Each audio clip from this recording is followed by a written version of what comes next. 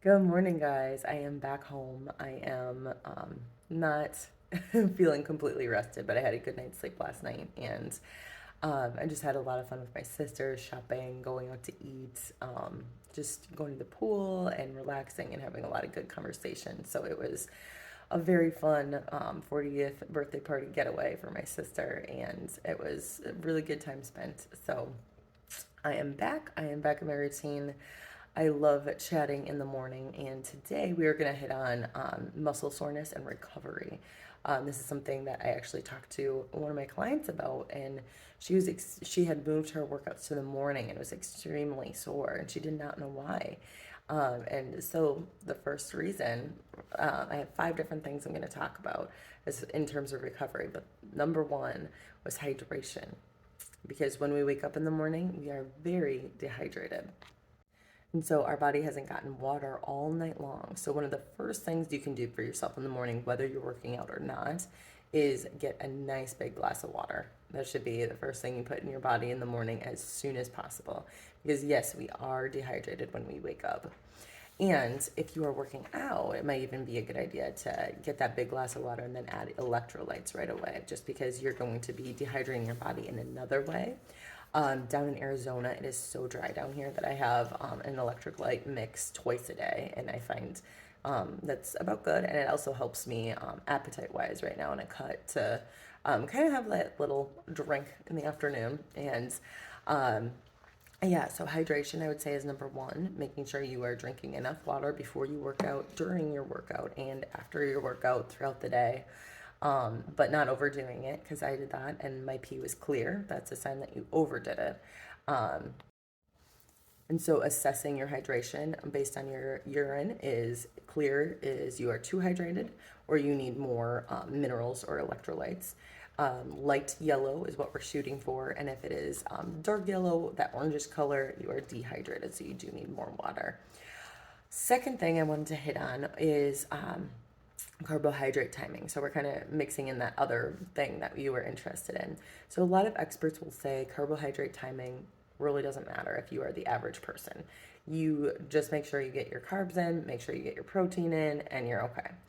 Now, other people will say you should at least have something before you work out, specifically if you are a female in your luteal phase, because we have a tougher time recovering in our luteal and menstrual phase because our hormones are not supporting us. They're kind of going down the roller coaster, or they are at the bottom, and so we are not being supported by our hormones.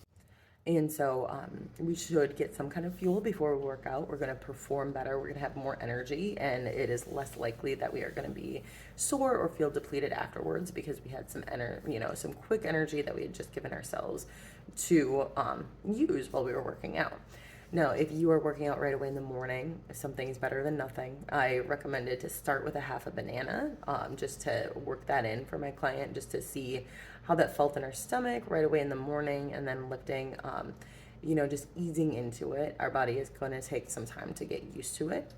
But if you have like 1 to 2 hours before your workout, then something you can do is add in those complex carbohydrates like your potatoes, your grains, and those are a little bit more slow burning. So it's going to take our body a while to break them down and make them readily available for energy. So it depends before your workout, depends how much time you have on what specifically you should eat. Now, after your workout, if you did not get adequate fuel before your workout, you should replace your carbohydrates as soon as possible. So this means, as soon as you can, getting in some kind of fructose, or, the fruit, simple carbohydrates, to restore your glycogen stores as soon as possible. So again, this is going to be some kind of fruit. Bananas are a great one because they have a lot of sugar. They're going to get into your system quickly because of that. And you can go with berries. There's a lot of options for fruit that have carbohydrates too. Now, if you did eat before your workout and you had adequate fuel, you can wait 1 to 2 hours after your workout and wait until you're out of that fight or flight mode and you're down into your rest and digest mode, because then your body is going to be able to digest the food that you're putting in it more. So those bigger meals, you want to wait 1 to 2 hours. And so we've hit on hydration, we've hit on carbohydrates. Next one is sleep. I know this is hard, especially if you have babies or if you have just a busy life, which most of us do. But 7 to 8 hours. Honestly, if you are in those later phases, luteal and menstrual, really aiming for 8 hours. Um, if you just have a stressful season and you can get 8 hours of sleep, shoot for it. Always. More is better. Your body, if you're working out really hard, shoot for 8 if you can. Now, if you are someone who is not able to sleep, just get as much as you possibly can. Emphasize that. And sleep hygiene, we want to be, staying off your phone a half an hour beforehand, keeping those overhead lights down in the evening, so the lower lighting. Keep your room dark at night, eliminate the noises. So we use a white noise machine if you live in a busy part of the city. Keep your room cool. All of those are going to be great sleep hygiene tips. All right, so we've got hydration, carbohydrate timing, and we've got sleep. Now I want to hit on stress recovery or stress management. Now, stress management is a good thing to include in your daily schedule.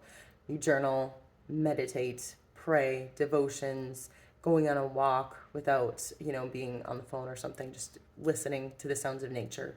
All of these things are, again, they're activating that rest and digest mode naturally throughout your day. They're helping you get that big picture, get perspective, take a deep breath. So if you are naturally including some of these things into your day, that is going to be a great stress management tool. But you also want stress management for the acute stressors in the moment. So I've talked before about I am at peace. So you're going I am and you're breathing in for 4 and at peace and you're breathing out for 6. And you do that in your head. You don't do it out loud like I just did. So that's one of those acute stressor techniques. Another one is going on a walk. Singing is one. You can press your hand over your heart, deep breath in and out, and you really want to press it, and it kind of gives you the same feeling as getting a hug. So getting a hug could be one too, but as you're breathing in and out, you're saying I'm okay, I am at peace, I am loved. That's a Mel Robbins one. That's scientifically backed. But some of those acute stressors, having techniques for how to deal with those in the moment is really important too. So we got hydration, we've got carbohydrates, we've got sleep, stress, and now I want to move on to workouts. If you are doing an insane amount of lifts in your workout, like let's say you're doing like 5 quad things and you're doing 5 hamstring things, that might be something you want to check out too. Honestly, if you are doing a heavy lifting program, you want to do like 6 or 7 moves per session. Like some people do 4. And so you can really tax your muscles just by doing a few lifts per session, and you're going to allow your body to recover better. And fueling your body properly for your lifting, like you're doing a lot of cardio and a lot of lifting, it can be okay as long as you're getting enough fuel, but your body, it needs time to recover from workouts. So I would say the last thing, if you're experiencing muscle soreness and you don't feel like you're fully recovering, if you are, getting really, really sore after every workout, if you changed workouts or, you maxed out that day, different things like that, you might experience a little more soreness than normal, but you should not be walking around being sore for days after you did a workout. You want your body to be able to recover quickly and rebuild that muscle. And some soreness is okay, but is not an indication of a good workout. All right, so we have hydration, carbohydrate timing, sleep, stress management, and re examining your workout.